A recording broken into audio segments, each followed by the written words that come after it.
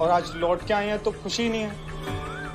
और इस खुशी के अवसर पर ये दुख के भाव उस भीमराव के कारण आए हैं। हम चाहे जो भी कर ले, वो भीमराव हर बार जीत जाता है। अब समझ ही नहीं आ रहा है कि ऐसा क्या बच गया है जो कर ले तो वो भीम पराजित हो जाए।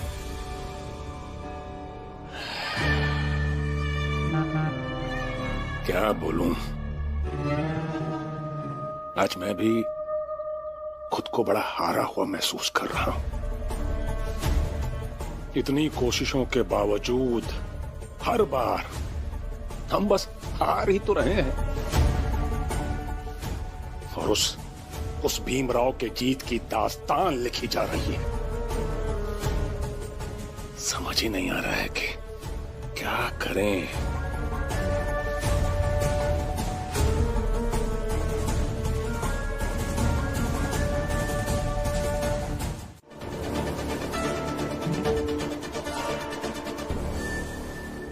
भीम बेटा,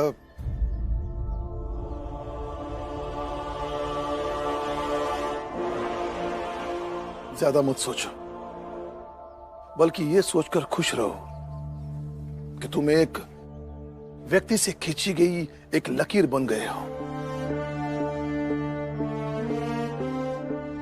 जिसके एक तरफ तुम्हारे समर्थक हैं, जो तुम में अपनी पहचान देखना चाहते हैं,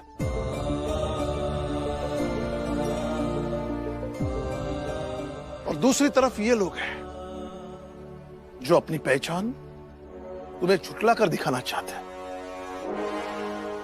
मगर दोनों में तुम्हारी पहचान है।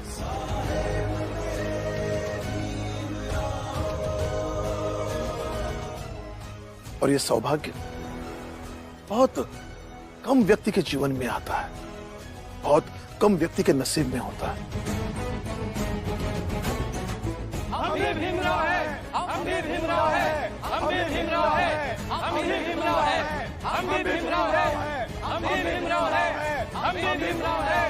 हमें नहीं बनना भीमराव, हमें नहीं बनना है भीमराव, हमें नहीं बनना है भीमराव, हमें नहीं बनना है भीमराव, हमें नहीं बनना है भीमराव, हमें नहीं बनना है भीमराव, हमें नहीं बनना है भीमराव, हमें नहीं बनना है भीमराव, हमें नहीं बनना है भीमराव।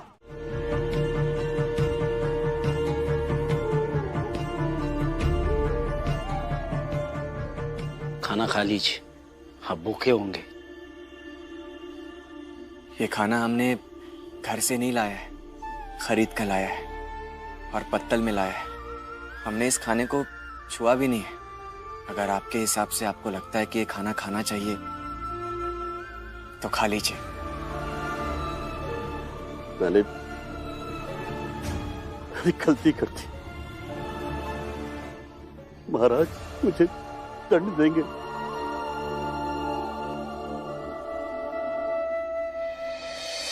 पहले मैं ऐसा नहीं था, जब बड़ा पद मिला तो मैं बिगड़ता चला गया और अपने पद का दुरुपयोग किया। कहते हैं ना, जब शक्ति मिलती है तो इंसान सब कुछ भूल जाता है। मैं भी संभाल नहीं पाया और भूल गया और ऐसी स्थिति में पहुंच गया। मंत्री जी, आपके आंसू आपके अपराध को खत्म तो नहीं कर देंगे ना? फिलहाल आप खाना खा लीजिए, अब सो होगा सो होगा।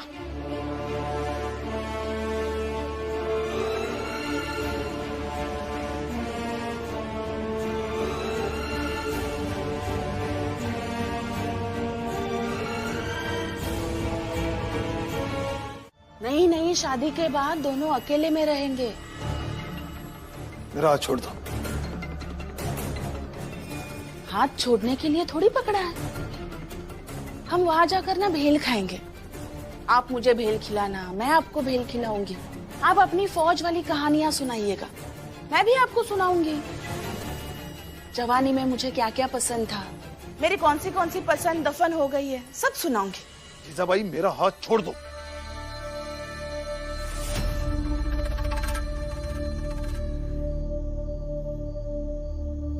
छोड़ा, लेकिन एक बात याद रखिएगा, जो जो कह रही हूं सब पूरा करूंगी। चाहिए चाहिए चाहिए चाहिए ना? नहीं जा पा रहे ना?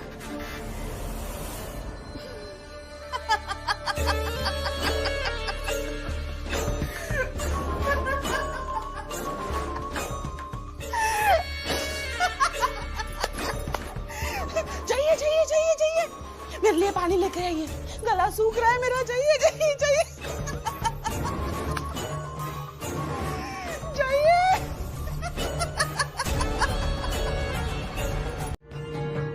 पर कह रहा है कि नौकरी से पहले मैं भी गरीब ही था, शक्ति आते ही ऐसा हो गया।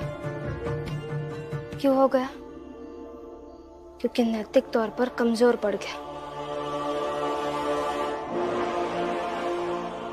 सही कह रही हो तुम। व्यक्ति नैतिक हो तो व्यवस्थाएं सुचारू हो जाएंगी।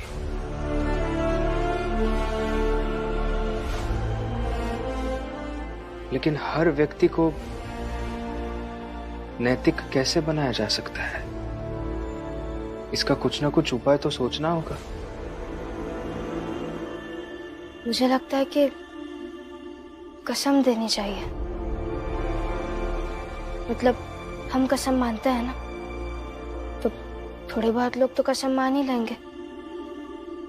किसकी कसम देंगे?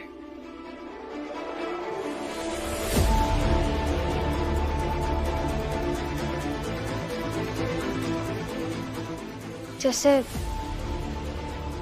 आप ये डायरी लिखते हैं, इसमें आदर्श बातें होती है, तो इसकी कसम खिलाकर लोगों को नैतिकता की शपथ दी जा सकती है। नहीं, मैं अभी भी अच्छे से समझ नहीं पा रहा हूं। इसी कसम खाकर कहते हैं कि मैं कभी झूठ नहीं बोलूंगी।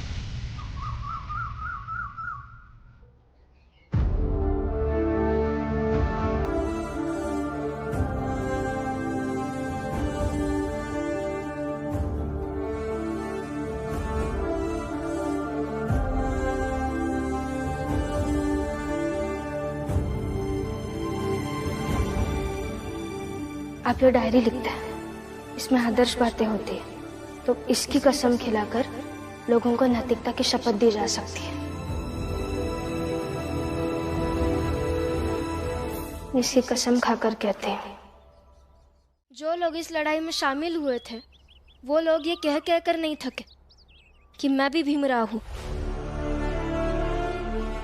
वो लोग अपने अपने घर लौट गए होंगे और उन्हें अपने आप में एक भीम नाम की ऊर्जा मिली होगी। लड़ना सीख गए होंगे वो लोग। अब जीवन में जब भी कमजोर पड़ेंगे तो इसी लड़ाई की तरह हिम्मत से लड़ेंगे।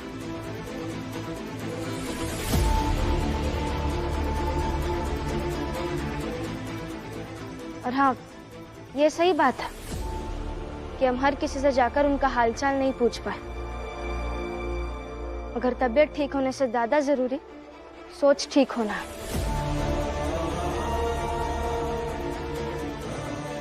और उस सोच को मेरे पति ने ठीक किया, इसलिए बेकार की बातें मत कीजिए आप तीनों।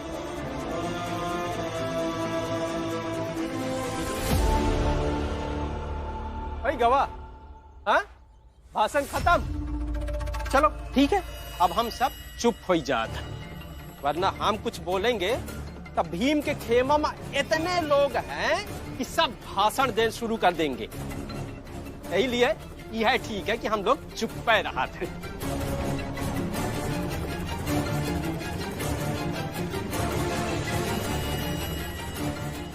जीजाबाई,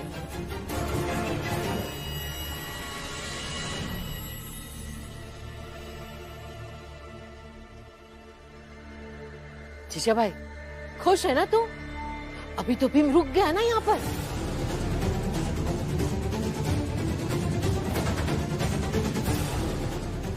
जब तक मैं पागल रहूंगी तभी तक भीम यहाँ रहेगा और मैं अपने पति के साथ थोड़ा समय बिताऊंगी।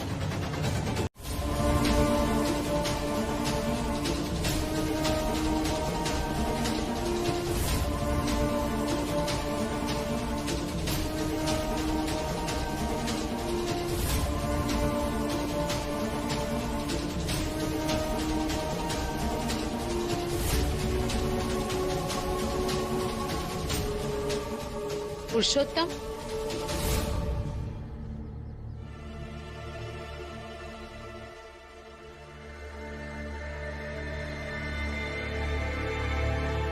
मैं कितने शुभ दिन लौटा हूं जब इस चाल में भोज की तैयारी हो रही है।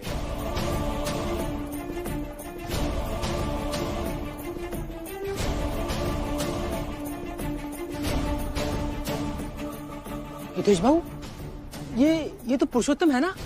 हाँ, पुरुषोत्तम जैसा ही लग रहा है। हाँ, पुरुषोत्तम है ही तो। पुरुषोत्तम है?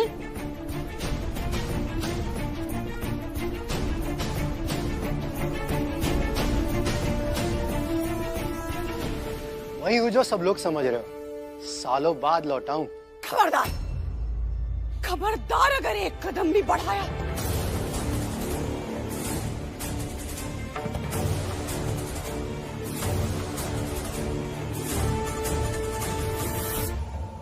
शोभा,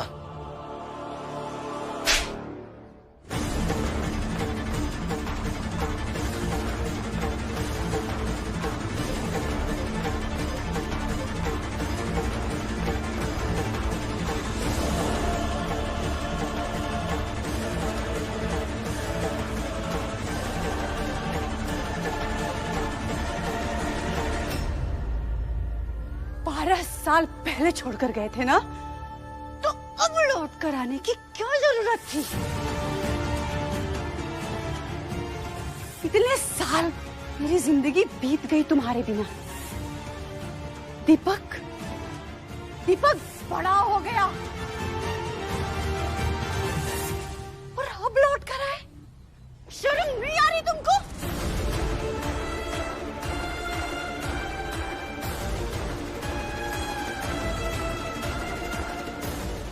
आई, ये कौन है?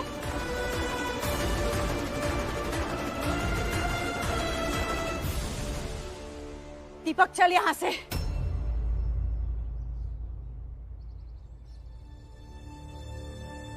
तुम दीपक हो? कौन हो आप? वही जिसने तुम्हारा नाम रखा था, तुम्हारा बाबा। चलो राम जी, अरे भीमराव को बड़ा आदर्शवादी मानते थे ना। भीमराव भी बाकी मर्दों की ही तरह है। आज जब पहली बार बात मर्द के आत्मसम्मान पर आई, तो वो जा रहा है ना अपने पत्नी को रास्ते से हटाने। अरे यही काम तो जोखू और बाकी मर्द भी करते हैं, वही काम करने भीमराव जा रहा है। हाँ?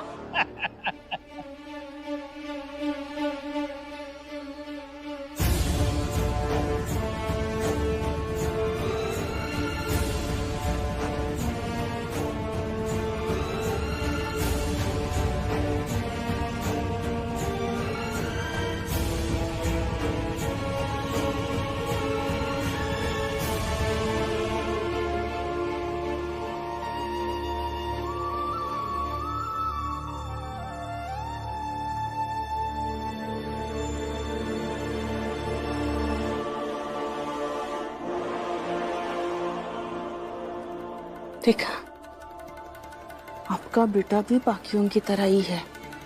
देखो,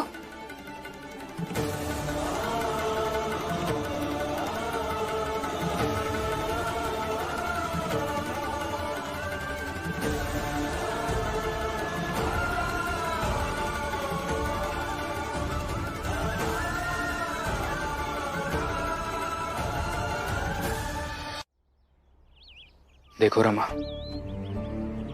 अगर मैं यहां से तुम्हें खींच कर ले गया होता तो बात सिर्फ इतनी नहीं होती कि तुम्हें रोकने के लिए मैं खींच कर ले गया,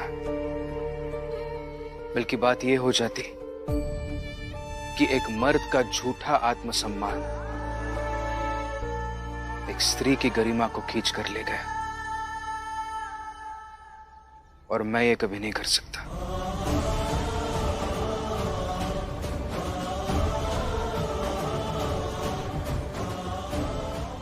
इसलिए कह रहा हूं, समझने की कोशिश करो। कुछ चीजें मेरे तुम्हारे हाथ में नहीं होती है। ये शोभा काकी और पुरुषोत्तम काका का आपसी मामला है। एक बार उन्हें बात करने दो।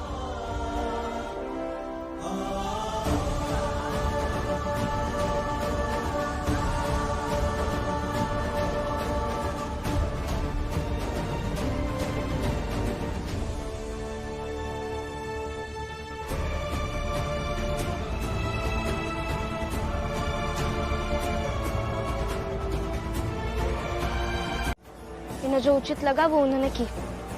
हाँ, उचित किया, लेकिन वो उचित चीजें बाकियों को कितनी बुरी लग सकती है उसका क्या कभी सोचा है?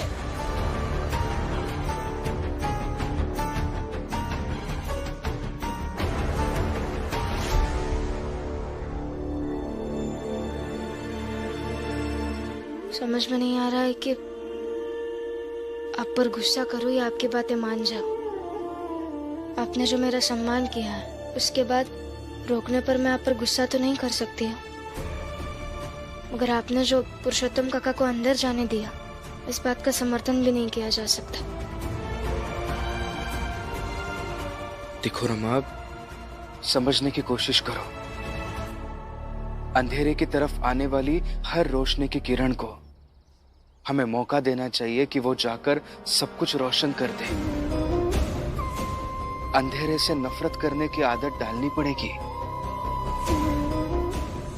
शोभा काकी के जीवन में इतने वर्षों से अंधेरा रहा है, और उस अंधेरे में आज पुरुषोत्तम काका के रूप में एक रोशनी की किरण आई है। तो क्या हमें उसे मौका नहीं देना चाहिए?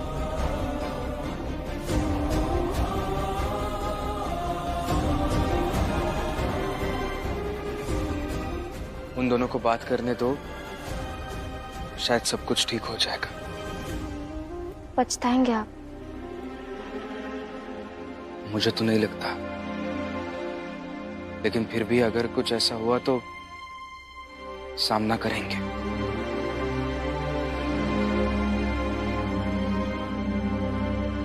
अगर मनाना चाहते हैं तो मनाइए, लेकिन अपराधी बनकर, पति बनकर नहीं।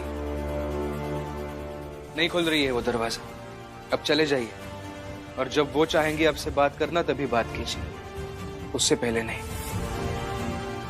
और एक बात अच्छे से याद कीजिएगा का, दबाव बनाकर कोई भी रिश्ता वापस नहीं मिल सकता।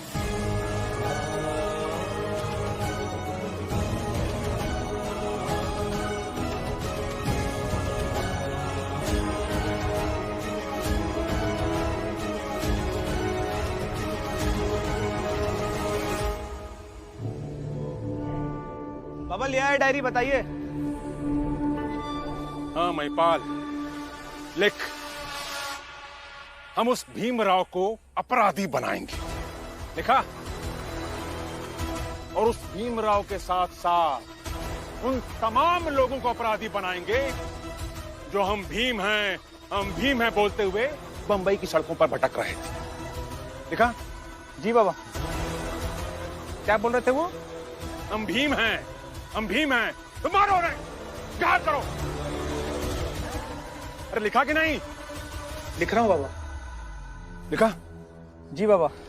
वाह बाबा वाह, क्या विचार है, अद्भुत। अच्छा लिखवा रहा हूँ ना मैं? जी बाबा।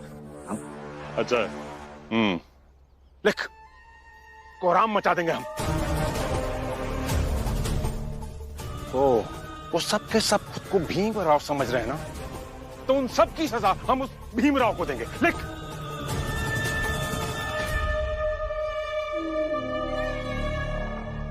शिशुपाल। जी बाबा। तू लाठी उठा और सबको तैयार कर। चल चल चल चल चल चल चल चल चल चलो। महिपाल, तू इस डायरी को संभाल कर रखना। जी बाबा। और एक काम कर, जा मेरे लिए अच्छी सी चाय बना कर लिया। जी बाबा। अब जब काकी बात करना चाहेगी तभी आपकी बात हो पाएगी। जाइए।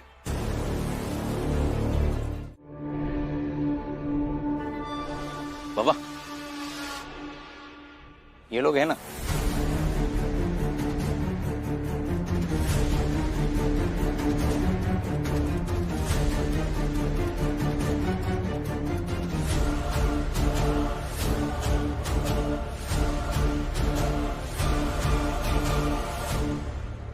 सुनो रे, तुम में से कौन कौन था उस दिन जो उस भीमराव के समर्थन में नारे लगा रहा था कि हम भीम हैं, हमें गोली मार दो, हम भीम हैं, हमें गोली मार दो? कौन कौन था? हम सब बोल रहे थे। हम सब कह रहे थे।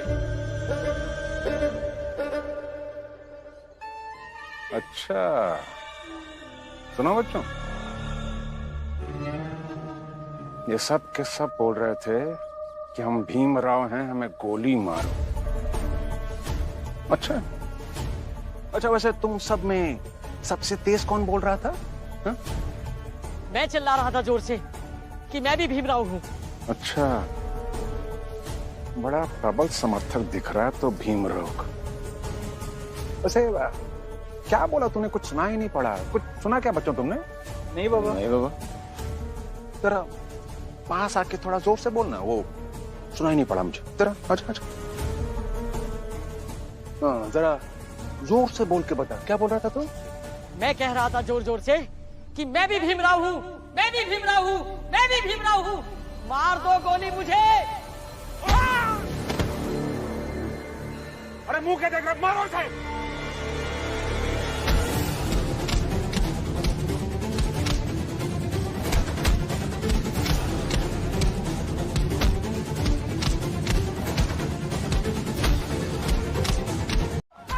जबान चलती है नहीं लोगों की।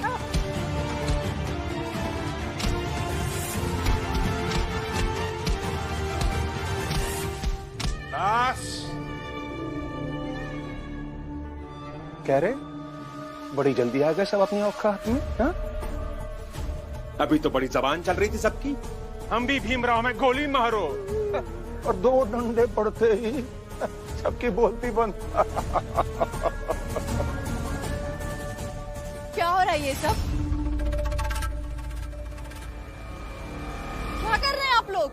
वाह रे वाह, वो कहावत है ना, सूप तो सूप, चलनी भी बोले जिसमें 72 छेद। अब ये भी हमसे सवाल जवाब करेगी, हैं? इतनी हिम्मत बढ़ गई तेरी। करे हैं? तू भी थी ना उस दिन? अरे ये भी थी ना, उस भीमराव के समर्थन में नारे लगा रही थी। ए बाबा, ये तो बहुत खुश होकर बोल रही थी, है ना? और खुश तो आज भी है, 12 साल बाद पति जो लौट के आया है। और देखो अपने पति के लिए कैसे सब्जी लेकर जा रही है। अब पति आया तो पति के लिए अच्छा अच्छा खाना बनेगा, अच्छा अच्छा पकवान बनेगा। हाँ? मेरी आई का मेरे बाप से कोई लेना देना नहीं। अरे पर हमें तो लेना देना है हर उस आदमी से जो भीमराव से जुड़ा है। सुनो रे, यार छीनो इसका झोला इससे।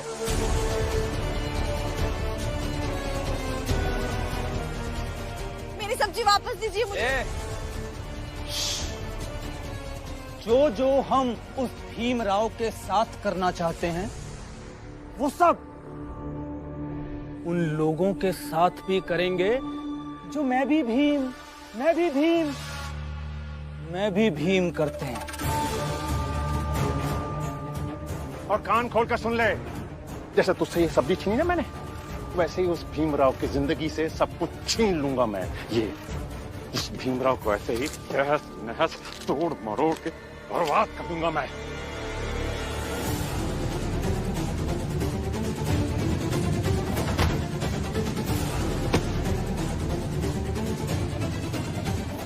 सही कह रही हो तुम।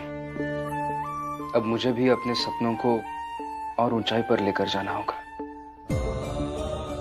ताकि सबको नाज हो कि उन्होंने जिस भीम के नाम को खुद के लिए चुना, वो भीम भी जीवन में कुछ कर दिखा रहा है। बिल्कुल। अब नए सिरे से आगे की सोचो। सोचो सोचो सोचो सोचो सोचो।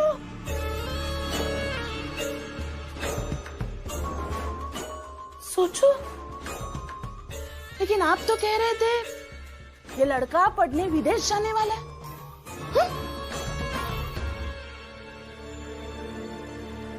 भीम बेटा, अब आगे की पढ़ाई के लिए विदेश जाने के बारे में सोचना चाहिए। हाँ, पर ये तो आपका भी सपना है ना? जी बाबा। ये भीम विदेश चला गया तो इस घर को मैं चक्कर भी नहीं बना दूंगी, नचाऊंगी अपने हिसाब से, और सबसे ज्यादा तो रमा तुम्हें नचाऊंगी।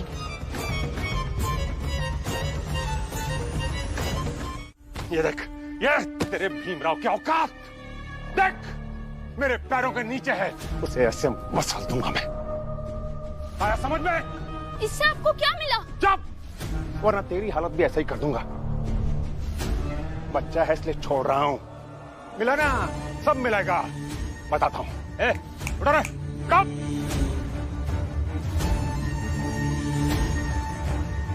बताता हूं क्या मिला तुझे।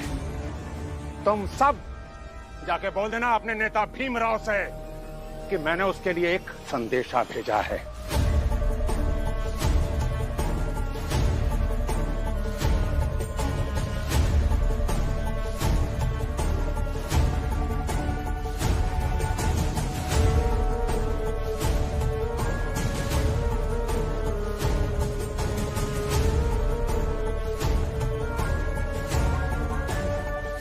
समझे कि नहीं? चलो चलो। मैं भी भीमराव, मुझे गोली मारो।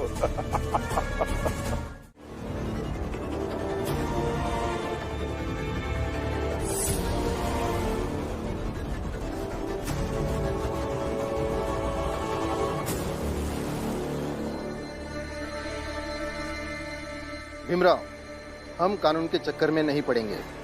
हम अग्रिम जमानत लेकर आएंगे, फिर दरोगा साहब से मिलेंगे, क्योंकि थाने के चक्कर काट के भी कोई फायदा नहीं होगा। और हाँ, हमें ढूंढने की भी परेशानी मत उठाना।